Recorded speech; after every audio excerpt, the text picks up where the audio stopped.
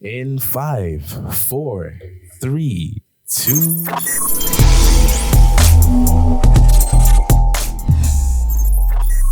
Hey guys, it's Benjie. And welcome to season 2, episode 1 of the Groove Teacher podcast. It has been a very odd minute since the last time that we have been here. So if you guys do not know me, or if this is the first time listening, or for the first time watching the podcast, my name is Benjie, and this is my incredible co-host Jay, and we talk about a huge array of topics from mental health to religion, so many different things, and we are very glad to have you. So thank you so much for tuning in from wherever you are on the planet. I'm so glad that you were able to make it. And so Jay, how are you? Talk to me. Wow, I've been busy, very, very busy recently. Been doing a little bit of summer school. Really? Oh yeah, I remember that. And been training for swimming. Gotta get that university scholarship. We're almost done with high school. Yeah, that's awesome. I'm glad. What about you, my dear co-host? You have something on you. How you been? Talking to the microphone, please. What about you, my dear co-host? How have you been? I have been great. Someone pooped on you. Really? I think so. Oh, Jesus, saying that. I don't think that's poop. I pray that's not poop. Okay, first off, before we get into how I am, first off, I don't know if you guys have noticed, but we're recording a video podcast again. And can we just take a second to appreciate the incredible landscape behind us? It's insane that we get to wake up to this. You mean the green screen? The green screen. Yeah. Well, can you just take a second to acknowledge the magnificent power of After Effects and CGI and green screens? Like, that is an absolutely incredible background behind me. But yes, it's not a green screen, by the way. For all those who are listening, then if I were you, I'd go over to youtube.com/groupteenager and watch the season 2 episode 1 episode, which is exactly what you're listening to right now. Pause it right here and then go watch it right now. And you probably see I don't know what time frame we are at, but let me just give you guys a backstory. So over the last 2 years, we have been building a house, right? My family and our family and I have been building a house for the last 2-3 years since 2020. And I'm not going to show you the house, but this is what we wake up to every single morning. So Look at that view. Can you just guys take a second and just look at the view? It's beautiful, isn't it? So yeah. Your time's up. Yeah, it is. Yeah, that's the view. So yeah, this is what you're going to be looking at for the next couple of episodes, because I'm pretty sure we're going to be recording a bunch of stuff. It's going to be very simple. It's just going to be sit down and talking. A couple of stuff is going to be pre-recorded. Yeah, exactly. Having a bunch of conversations. I left my water there. Oh, Christ. I'll go get it. You get it? I'll go get it. Sure. Thank you. Yeah, so we're just, wow. If I were you lot, I would not take it. I'm so sorry. That'll be cut. I'm sorry. No, that's not going to be cut. That's going straight into the final edit. Anyways, so Jay, talk to me. How is your mental health right now? My mental health, I'm in a pretty good place, honestly. Just been very, very pressured and very, very stressed. As you can tell by my acne, it means I'm stressed. Really? Yes. I didn't even notice. Really? Yes. The crowd's still pissing. We still have the same pissing crowd. Everywhere we go, we have the same trash crowd, don't we, Jay? The crowd is horrible. Let me say our in-studio audience. Hey guys, how you guys doing? Woo! Come on. Yeah, they're the most. this is the best episode I've ever filmed in my entire life, Jay. I'm sorry, but yeah, they're the best crowd. They are the best crowd, and they're very loving and compassionate. Come on, crowd. Come on, yeah. That's me. That's for me. Yeah, so yeah, that's the crowd. But yeah, so you're telling me that your mental health you've been in a really good. Okay, that's a contrasting statement, because you're saying that you're in a good place, but you're also stressed. Yeah, very, very much so. Final months of high school, gotta get that reading in, all that pressure, especially when you're thinking ahead and you're thinking of the what ifs. What if I succeed? What if you don't? What if I don't succeed? All that mixed into one, plus worrying about getting into a good school. UCLA. Anyway. Come on, UCLA.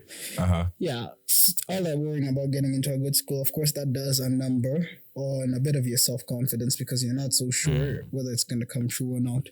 Yeah, and I understand I'm pretty sure everyone here, whether maybe everyone just maybe wanted to get a good job, a good school. They just want an opportunity. A good anything, essentially. It's scary. It's terrifying. I understand.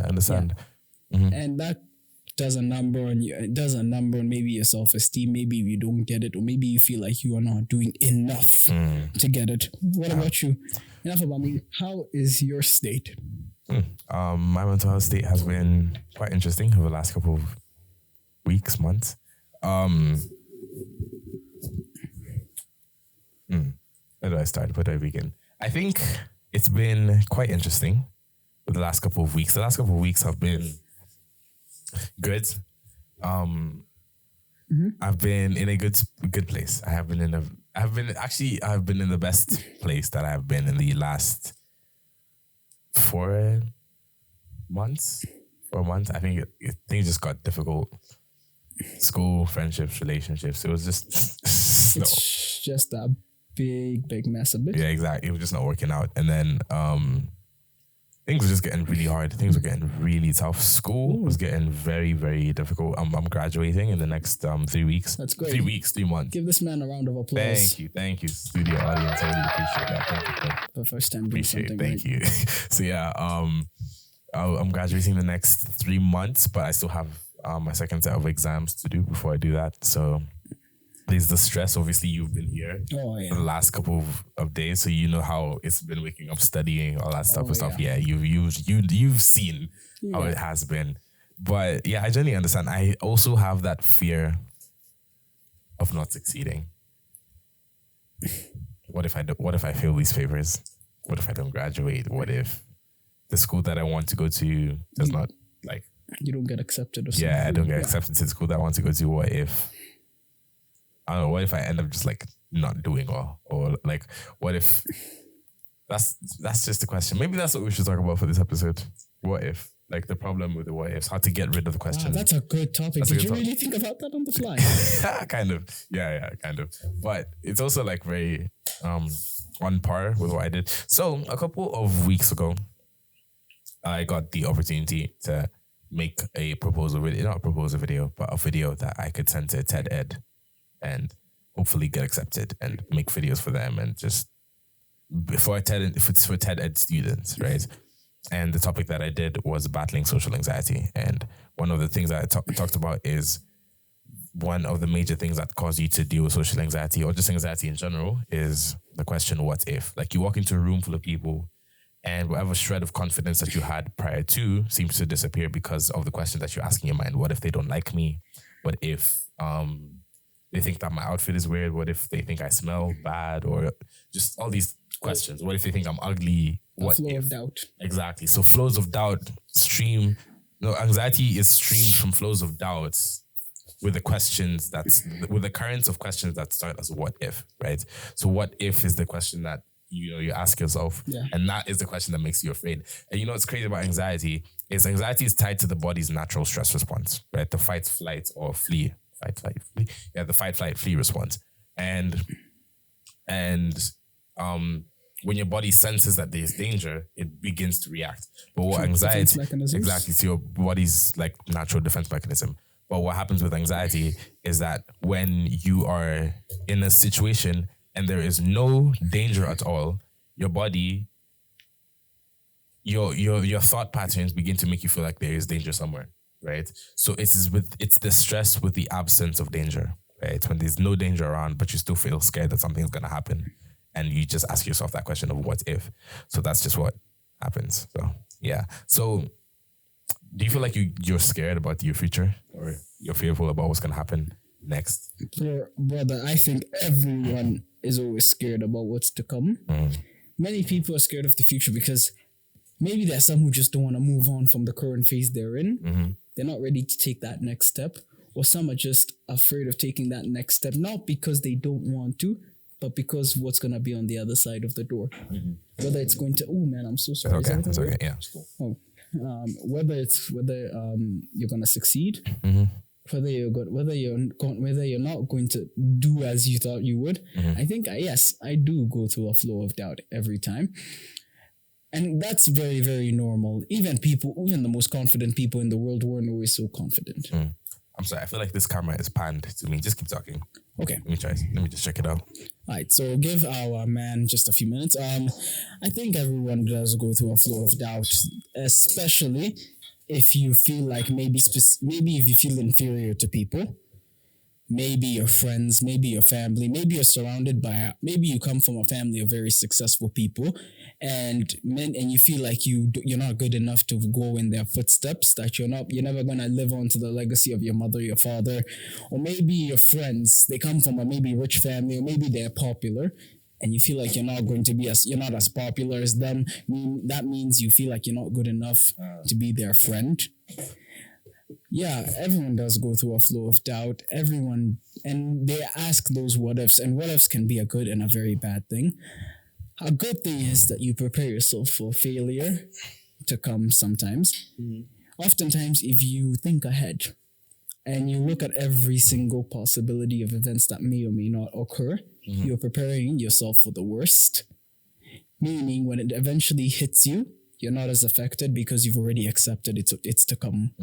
But if you ask yourself, that's also a bad thing. I was even about to get there.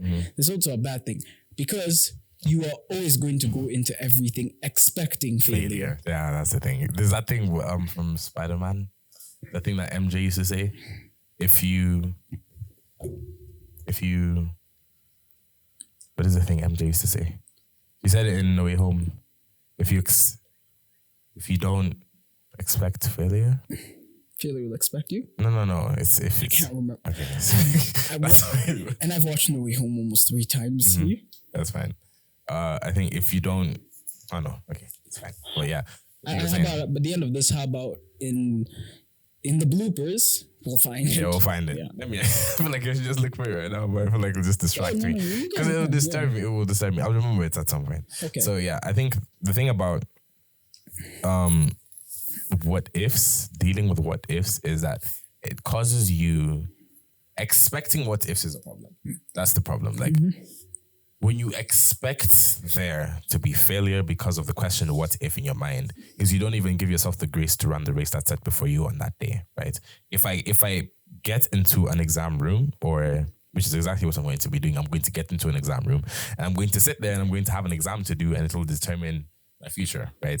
But before I even give myself the grace to even tell before I even give myself the opportunity to even do the paper, I begin to panic. And I understand that because I feel I have exam anxiety, right? Test anxiety. Yeah, test anxiety. Yeah, you also have test anxiety. And I feel like very many people on it, hundreds of thousands. I've heard some of my teachers have told me that they had test anxiety before they passed their exams and all that stuff. Before they became the professional teachers. Exactly. And I feel like having test anxiety is absolutely normal because tests literally test where you are right now, right? And the question that you ask yourself, what if I fail? What if I don't do well in this paper? What if I don't pass this exam? What if I end up failing this subject? What if I end up disappointing my parents? Or all those questions, right? What if I end up disappointing my wife, my kids? Yeah, exactly. So now this what if, it stems from very small places, right? It starts with failing in school to not getting the degree that you wanted, to not getting the job that you wanted, to not getting the position that you wanted, even though you got the job that you wanted. And it stems from so many things, not getting the promotion that you wanted. And then it keeps on, it's a ripple effect that just creates a whole tsunami of doubt and fear, because it started from a very small place.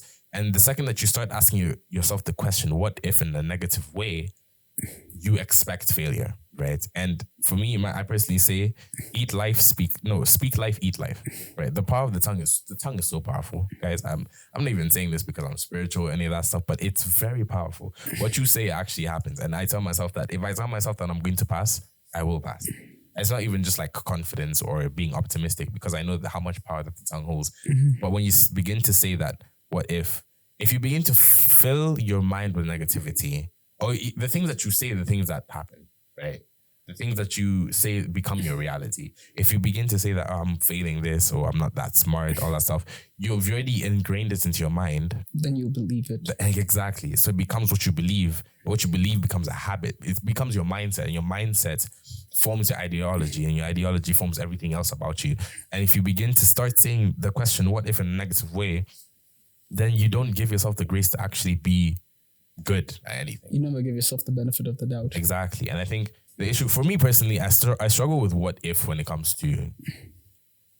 I know that I have spoken about the topic. I have talked about it many times all that type of stuff. But social anxiety is something I still struggle with. I don't like, you know, I don't like going to parties. Oh, I mean, neither. None of us.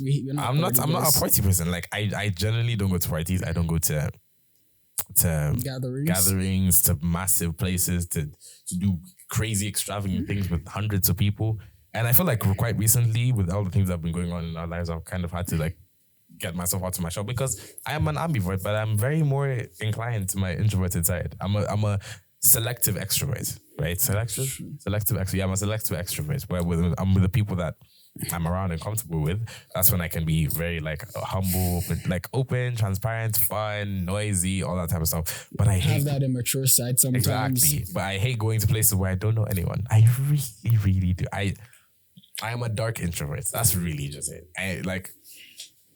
I can go to a place and I will just be this mysterious person that nobody knows, and I'll just whatever. And it's so funny, the contrast of what I do with my life. I make videos, I post stuff online, I'm a content creator, I'm a photographer, cinematographer, that type of stuff. But I'm so fellow creators. Exactly. But I'm so nervous all the time.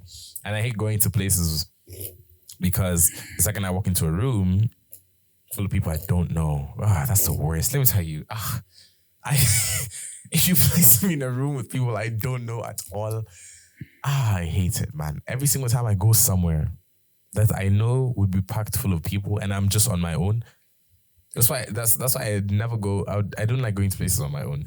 I mean, would you ever see me go, okay, we don't live in the city anymore, but imagine we're back in the city, right? And I tell myself, okay, let's go to Westgate or Junction. The mall. Yeah, exactly. Do you ever think I'd go by myself to just do stuff and meet people? Unless you're taking a walk or going for a drive. Exactly, unless I'm going with you, unless I'm going to meet someone and if I go to a place or a party, if someone invites me to a party, I'll at least have to make sure I know 3 people there. Like, you need to know you need to have that distinct familiarity with the person before you go, because going on your own, it's just really... It's terrifying. It's a bit awkward. Exactly, because every single time I walk into a room full of people, one of the main questions that I ask myself is, what if this person doesn't like me? Like, what if they just think I'm weird? What if I am just loud and stupid and overwhelming for them? You don't match their vibe or something. Exactly. What if they just think, who is this guy trying to talk to me? Who is this random person? I don't like them. They're very weird. That type of stuff. I don't enjoy those types of interactions. That is a massive wasp that just flew past our heads. Anyways, so that's the issue, because when you begin to ask yourself the question, what if in a negative way, you stop. You don't even give yourself the opportunity to succeed or to even live life. True. Before you even try, you've already told yourself you're going to fail, so you'll expect it anyway. Exactly. And I think that's the issue with very many people. For me personally, what are some things that you feel like you ask yourself the question, what if? And honestly, okay, I'm a very, very deep. I'm a very deep guy. I also keep things to myself. Very, very deep guy. Come on. Finally, I've got an audience that actually cares. Can we get another one? Of course. Come on, audience. I was gonna say another audience, but okay. Okay. Okay, but yeah, what do I ask myself for this? As everyone knows over here, I've never been the very best at school, academic-wise. I'm smart, just not academic-wise. Mm-hmm. And I always ask myself, what if I do not pass these? What if I don't pass You're smart, school? Jay. That's the thing. Mm-hmm. What if I don't pass school? Mm-hmm. What if I'm not able to provide for whatever family I may have in the future? I want one or two kids, by the way. Let me tell you something about Jay, right? Okay. Let's just sidetrack 1 sec. It's cool. Every single time. I remember we were with for church, we serve in our teen space, in our youth space, right? Yeah, can't tell the name though. Yeah, exactly. Actually, let's just say that, bro. Actually, I'm saying the name. So I serve at Mavuno Lavington, right, which is in Nairobi, Kenya, and I'm trying to get so many people to our church. I'm sorry, and okay. We serve in the Mavuno Young and Fearless, which is the youth space for our church, right? And I serve as the worship pastor. Jay serves in service. He's a service host for our services, and you work in tech. Mm-hmm. Yeah, I work in tech with the admin, and I also admin a couple of kids. Exactly. He's also a teacher. I teach as well, and I also am a quote-unquote worship pastor, as said by many people. So We were having like a meeting with our team like a couple of weeks ago when we were meeting up for like a practice because I was doing worship practice, and then we're just having we're just planning out how the Sunday was gonna go out. Was it the lunch? That lunch? Was that at that lunch where we had cake and stuff. Exactly. Yeah. So I remember we were there, and so our pianist, amazing guy. So he's he leads our band, and he was sitting there, and then we just had like a conversation about like how many kids did you want, right? And he said how many kids? 5? 4 or 5. 4 or 5. Jay's mouth, his jaw dropped. Okay. He could not have imagined having more than 2. He was like, 5 kids. Are you crazy? And I remember laughing so hard. And every single time Jay is always like, I'd never have more than 2 kids. What the hell? 5 kids. I remember this other time my sister was saying, future mother of 7, and Jay was like, 7 kids? Would you ever have 7 kids, Benjie? And I'm like, no, I'd never have 7 kids. Okay. Jay's like, 7 kids? Jay cannot comprehend having more than 2 children. I want 1 or 2. Come on, 1 or 2. It saves you money. Is that what you're thinking about, money? 7 mouths to feed. Can someone agree with me? That's always his argument. 7 mouths to feed. And I understand. I generally do. But still, it's I find it so funny every single time. Mm-hmm. But yeah, I'm sorry. So you're saying talking about like having a comedic. Yeah, that's like okay, so you're talking about you don't know if you will be able to provide for the family that you will have. I eventually will have. Yes, I'm not saying I want to be the provider. I genuinely want someone who works as well. But that would make you still the provider. Mm-hmm. Having a 2-income household does not make you not a provider. I think you'd still be a provider in the household, right? Yeah, right. Yeah, you're definitely right about that one. Mm-hmm. What if I don't really make my own family proud? What if I do not what if I don't bring back the results my mother expects me to have? I always do what if they don't like me? Okay, I really am not a people person, but still you have to leave some good impression. True. Yeah. What if people don't like me? I always ask myself those questions. I really do doubt myself. I really do at times put myself down, even though it's not necessary. But one thing I've learned is this. I'm not going to give you the cheesy, tell yourself this, tell yourself that. No. Self-affirmations do work though. Affirmations do work, definitely. Yeah. But be honest. When you were a kid, were you always told the same advice and you did it and it never worked? They gave you something simple and they never went into the specifics. I see. Of course, affirmations work. Filling yourselves with words of affirmation that you can do it. Yes, it does work. I'm not gonna tell you to do that. One thing I'll tell you to do, accept that shit happens, man. I see. Shit happens. And you really need to accept that this world will teach you in the worst ways possible. But you need to take every lesson you have. Everything that happens to you, if you what if yourself and that bad thing actually does, that what if actually happens, if it's bad, you need to accept that it's happened and accept these things will happen. Because telling yourself it won't happen or constantly going through the motions and expecting something good to always come out of it and never ever looking at the bad at times, you need to look at the bad. Ignoring the bad is never a good thing. Yeah, that's so true. I'm not telling you that you need to go into everything expecting the worst, but don't go into everything expecting the best either. I understand that the worst can still happen. That's the thing, yeah. The worst can still happen, honestly. The worst can still happen. But don't expect it though. This is even in line. Yesterday we were having a service. It was based on, I think it's safe to say everyone here knows Spider-Man. Yeah. So we did this. Okay. So in church we're doing a sermon series.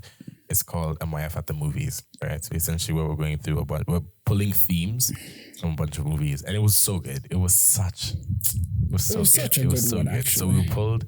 So we the movie that we picked for this week, for the week that just passed, I mean, that was Sunday or yesterday, was Spider-Man Across the Spider-Verse, right? It was generally agreed upon. Yeah.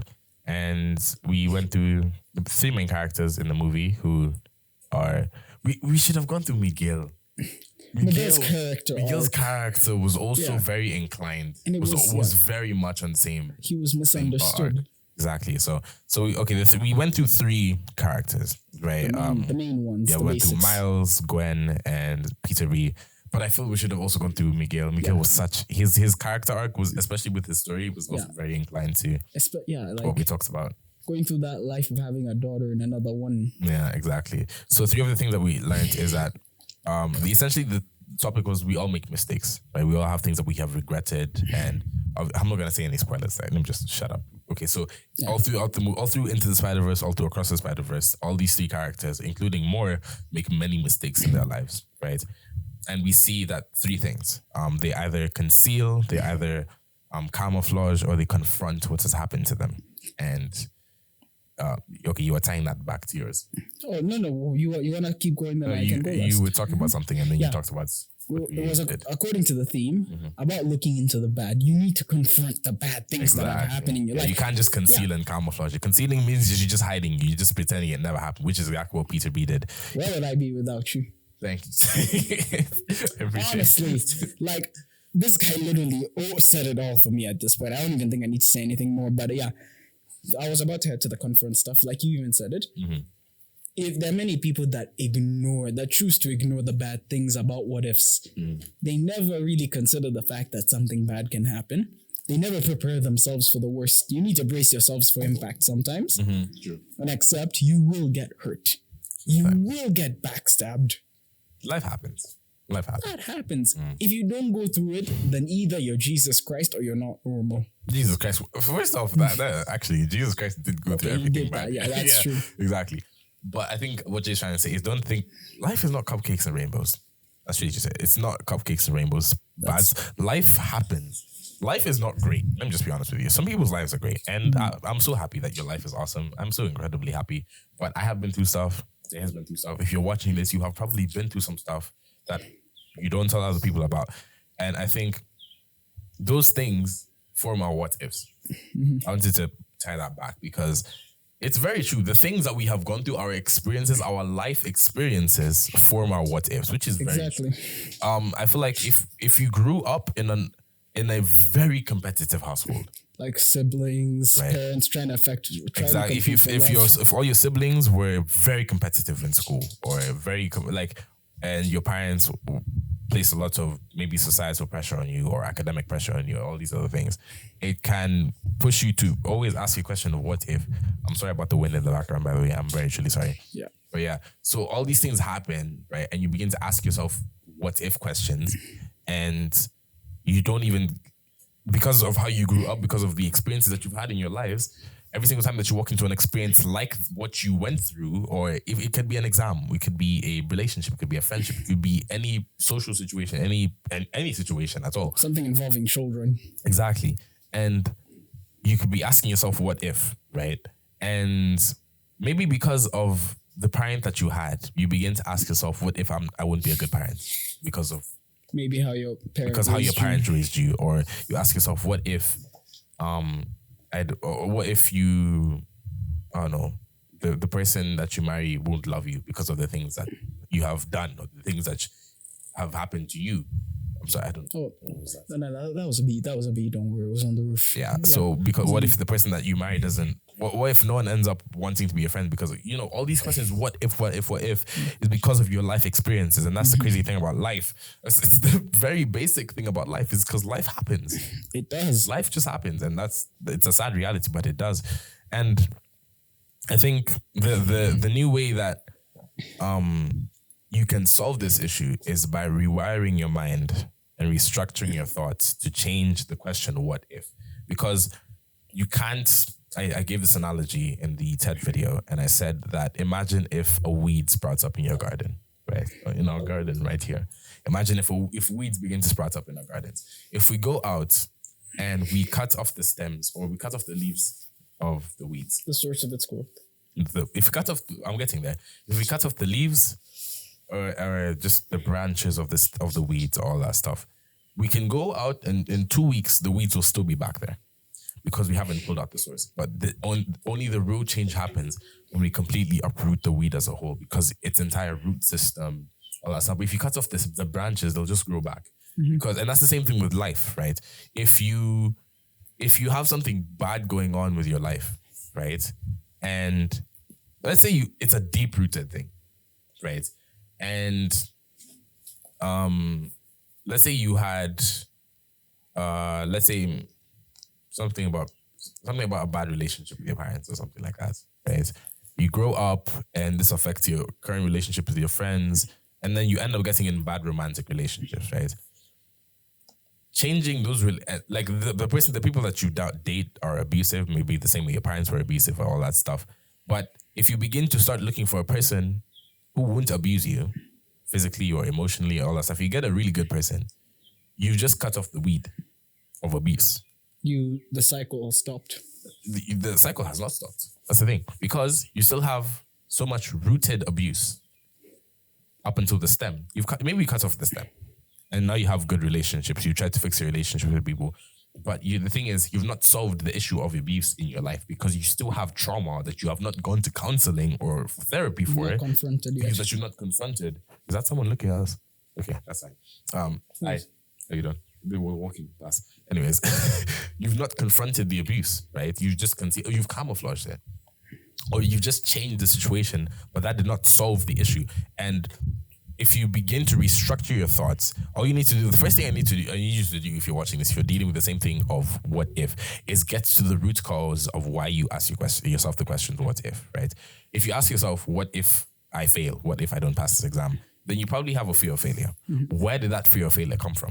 Yeah, track down the problem. Exactly. Was it your parents who failed? And then now you had to live a life that was not so great. So you don't want to live the same life and you don't want to carry out the same cycle and bring that onto your kids because you saw how it caused you to grow up. Or if you have a fear of not being liked, why did you not feel liked in the first place? Who made you to not feel liked? Or was it like a friend who made you feel abandoned or not feel like, I know it's a lot of deep stuff, but everything has a genesis.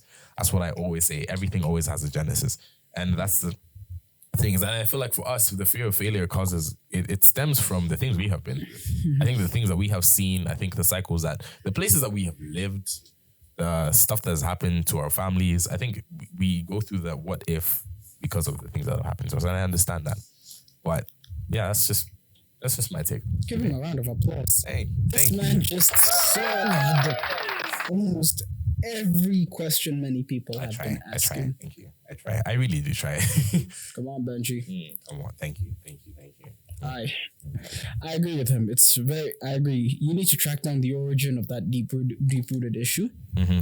Because everything and everyone has an origin story. Yeah, true. Everything has a genesis.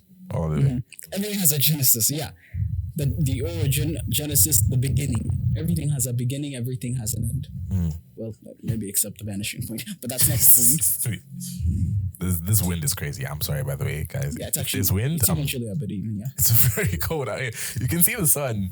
I'm sure. Okay, the sun's about to set. It's like 5 something. We don't want to record for long because I don't know how much storage this camera has. So I wanted to do a short, quick video that is easy to upload to YouTube because we don't have Wi-Fi out here and we're using a Wi-Fi router which has like 40 gigs. I charged it though. Yeah, but still, we need Wi-Fi now, so we're here for another week. So I don't know the next time. But yeah. Yeah. Anyway, yeah. When he said that everything has a story, everything has a beginning, everything has an end. True. Come on now. And tracking down that beginning oftentimes can help you really learn a lot about yourself and can help you learn a lot about what you need to fix in your life and what's not to be fixed. Because many people try fix what's not broken. Example. Come on now. You can be the most positive, the most sweetest human being someone's ever met. And many people make you feel bad for being that way. They make you feel bad for being so positive, so lighthearted, looking at the cupcakes and rainbows. Yeah, exactly. Everything. Yeah. Yes, you know there's bad, but you always tend to look more on the good. And you look into your past and you try fix that thing that makes you unique, even though you don't need to get rid of it at all just because people told you to. Yes, if people tell you you need to change this and this about yourself, don't listen, look in the mirror and see if it's worth changing. I get you. Like, you try, number one, don't fix what's broken. if you have something unique about you, it makes No, you fix what's you. broken. Hmm? Don't fix So what's don't fix what's not broken. Yeah. Don't let other people's brokenness cause you to rethink what you have, what your uniqueness. Wait, hold up. Let me reframe that question. I'm sorry.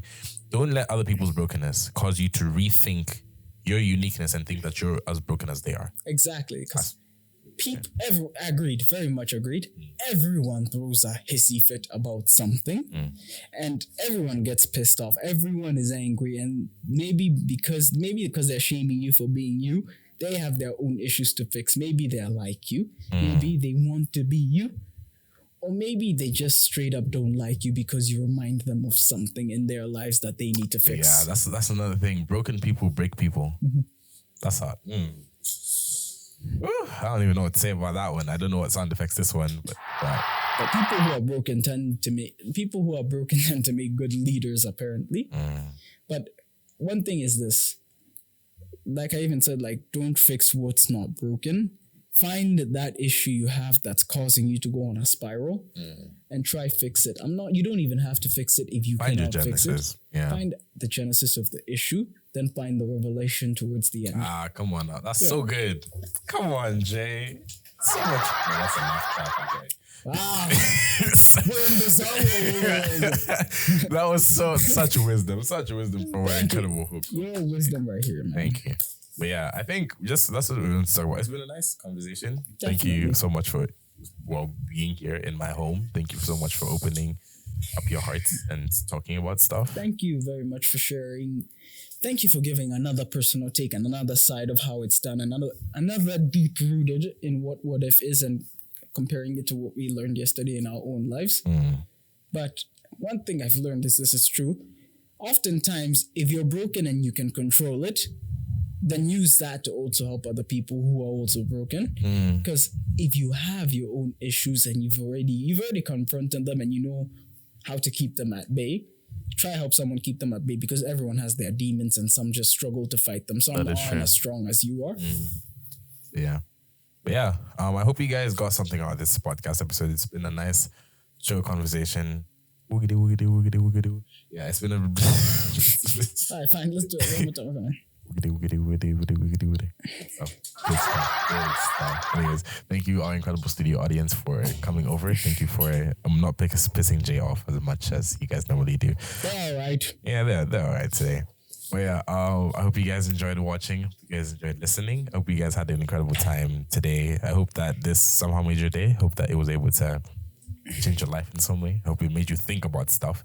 But yeah, nonetheless, I hope you enjoyed the incredible background behind us. Green screen. It's incredible green screens. But seriously, this is a good, beautiful It's view. a very good view. The fact that you get to wake up to this. You guys should see what it looks like in the morning. I think I'll use I'll use it as a thumbnail for the video.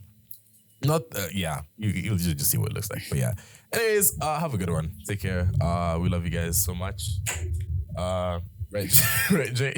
Right. Right. Right. We love you. And we will see you guys in the next episode. Bye. Bye.